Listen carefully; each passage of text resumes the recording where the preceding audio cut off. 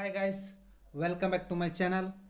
ಇವತ್ತಿನ ವಿಡಿಯೋದಲ್ಲಿ ಕಂದಾಯ ಇಲಾಖೆಯಲ್ಲಿ ಹುದ್ದೆಗಳು ಖಾಲಿರುವಂಥದ್ದು, ಹುದ್ದೆಯ ಹೆಸರೇನು, ಎಷ್ಟು ಹುದ್ದೆಗಳು ಖಾಲಿದ್ದಾವೆ, ಯಾವಾಗ ನೋಟಿಫಿಕೇಶನ್ ಬರಬಹುದು, ಯಾವ ಜಿಲ್ಲೆಯಲ್ಲಿ ಎಷ್ಟು ಹುದ್ದೆಗಳು ಖಾಲಿ ಇದ್ದಾವೆ, ಈಗ ಕರ್ನಾಟಕ ಸರ್ಕಾರ ಎಷ್ಟು ಹುದ್ದೆಗಳಿಗೆ ಅನುಮೋದನೆ ನೀಡಿದೆ ಅನ್ನೋದನ್ನು ಈ ಒಂದು ವಿಡಿಯೋದಲ್ಲಿ ಕಂಪ್ಲೀಟಾಗಿ ತಿಳಿಸ್ಕೊಡ್ತಾ ಹೋಗ್ತೀನಿ.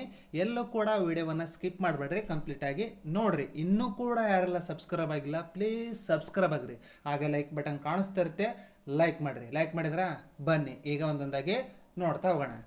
ಕರ್ನಾಟಕ ಸರ್ಕಾರ ಈಗ ಕಂದಾಯ ಇಲಾಖೆಯಲ್ಲಿ ಖಾಲಿ ಇರುವಂತಹ ಹುದ್ದೆಗಳಿಗೆ ನೇಮಕಾತಿಯನ್ನು ಮಾಡಿಕೊಳ್ಳಿ ಅಂತಂದೇಳಿ ಅನುಮೋದನೆಯನ್ನು ನೀಡಿದೆ. ಈ ಒಂದು ನೋಟಿಫಿಕೇಶನ್ 20/6/2026 ರಿಲೀಸ್ ಮಾಡಿರುವಂಥದ್ದು. ಈಗ ಕಂದಾಯ ಇಲಾಖೆಯಲ್ಲಿ ಖಾಲಿ ಇರುವ ಗ್ರಾಮ ಆಡಳಿತ ಅಧಿಕಾರಿಗಳನ್ನು ನೇಮಕಾತಿ ಮಾಡಿಕೊಳ್ಳಿ ಅಂತಂದೇಳಿ ಕರ್ನಾಟಕ ಸರ್ಕಾರ ಅನುಮೋದನೆಯನ್ನು ನೀಡಿದೆ. ಯಾವ ಜಿಲ್ಲೆಯಲ್ಲಿ ಎಷ್ಟು ಹುದ್ದೆಗಳು ಖಾಲಿ ಇದಾವೆ ಅಂತಂದೇಳಿ ಈಗ ನೋಡ್ತಾ ಹೋಗೋಣ.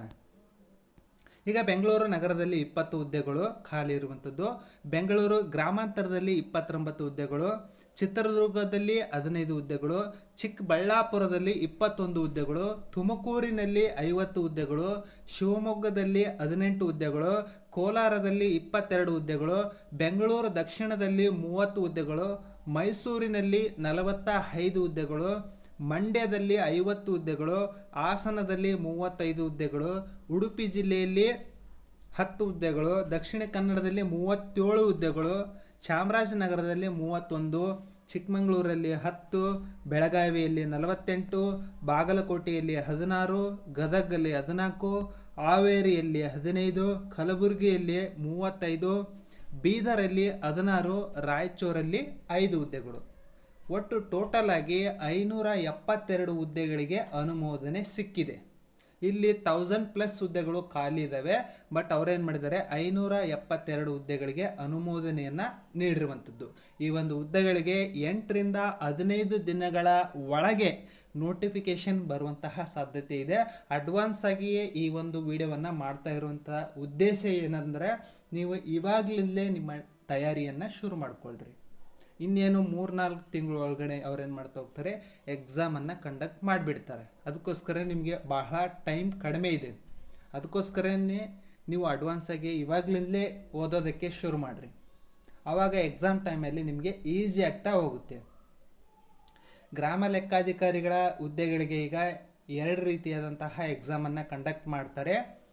ಒಂದು ಕನ್ನಡ, ಕಡ್ಡಾಯ ಕನ್ನಡ ಮಾಡ್ತಾರೆ. Second one general knowledge. ಕಡ್ಡಾಯ ಕನ್ನಡ ಪಾಸಾದವರಿಗೆ ಜನರಲ್ ನಾಲೆಡ್ಜ್ ಬರೆಯೋದಕ್ಕೆ ಅವಕಾಶ ಇರುತ್ತೆ. ಈ ಎಕ್ಸಾಮಲ್ಲಿ ಯಾರು ಚೆನ್ನಾಗಿ ಸ್ಕೋರ್ ಮಾಡ್ತೀರಿ ಅವ್ರನ್ನ ಏನು ಮಾಡ್ತಾರೆ, ಅವರು ಡಾಕ್ಯುಮೆಂಟ್ ವೆರಿಫಿಕೇಷನ್ ಮಾಡಿ ಸೆಲೆಕ್ಷನ್ ಮಾಡ್ತಾ ಹೋಗ್ತಾರೆ. ಈ ಒಂದು ಹುದ್ದೆಗಳಿಗೆ ಸೆಕೆಂಡ್ PUCಯನ್ನು ಕಂಪ್ಲೀಟ್ ಮಾಡಿದರೆ ಸಾಕು, ನೀವು ಅಪ್ಲಿಕೇಶನನ್ನು ಹಾಕಬಹುದು. ಕಡ್ಡಾಯ ಕನ್ನಡ ಪರೀಕ್ಷೆ ಇರುತ್ತೆ, ಸೆಕೆಂಡ್ ಒನ್ನು GK ಪೇಪರ್ ಇರುತ್ತೆ.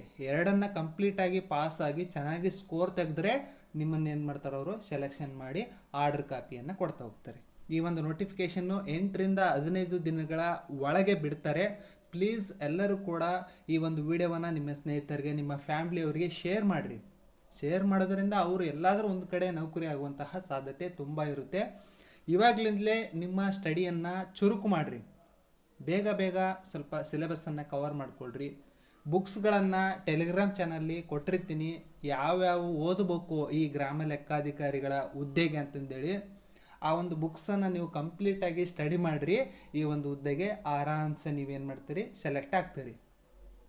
ಈ ಒಂದು ನೋಟಿಫಿಕೇಷನನ್ನು ನನ್ನ ಚಾನಲ್, ಟೆಲಿಗ್ರಾಮ್ ಚಾನಲಲ್ಲಿ ಇದೊಂದು PDF ಹಾಕಿರ್ತೀನಿ, ನೋಡ್ಕೊಳ್ರಿ. ಯಾವ ಜಿಲ್ಲೆಯಲ್ಲಿ ಹೆಚ್ಚು ಹುದ್ದೆಗಳಿದ್ದಾವೆ, ಯಾವ ಜಿಲ್ಲೆಯಲ್ಲಿ ಕಡಿಮೆ ಹುದ್ದೆಗಳಿದ್ದಾವೆ, ನಿಮಗೆ ಯಾವ ಜಿಲ್ಲೆಗೆ ಹಾಕ್ಬೇಕಂತಂದೇಳಿ ನಿಮಗೆ ಅನಿಸುತ್ತೆ ಆ ಒಂದು ಜಿಲ್ಲೆಗೆ ಅಪ್ಲೈ ಮಾಡಿರಿ. ಅಪ್ಲೈ ಮಾಡಿದ ಮೇಲೆ ಚೆನ್ನಾಗಿ ಇವಾಗಲಿಂದಲೇ ಓದೋಕ್ಕೆ ಸ್ಟಾರ್ಟ್ ಮಾಡಿರಿ. ಕಂಪ್ಲೀಟಾಗಿ ಓದ್ಬಿಡ್ರಿ ಎಲ್ಲ ಸಿಲೆಬಸ್. ಸೆಕೆಂಡ್ PUC ಬೇಸ್ಡ್ ಮೇಲೆ ಅವರು ಎಕ್ಸಾಮನ್ನು ನಡೆಸ್ತಾ ಹೋಗ್ತಾರೆ. ಕರೆಂಟ್ ಅಫೇರ್ಸು, GK ಪೇಪರು ಅದನ್ನೆಲ್ಲ ಕಂಪ್ಲೀಟಾಗಿ ಓದಿ ನಿಮಗೆ ನೌಕರಿ ಸಿಕ್ಕೇ ಸಿಗುತ್ತೆ. ಎಲ್ಲರಿಗೂ ಕೂಡ ಅಡ್ವಾನ್ಸ್ ಆಗಿ ಆಲ್ ದ ಬೆಸ್ಟ್ ಹೇಳ್ತಾ ಇದ್ದೀನಿ.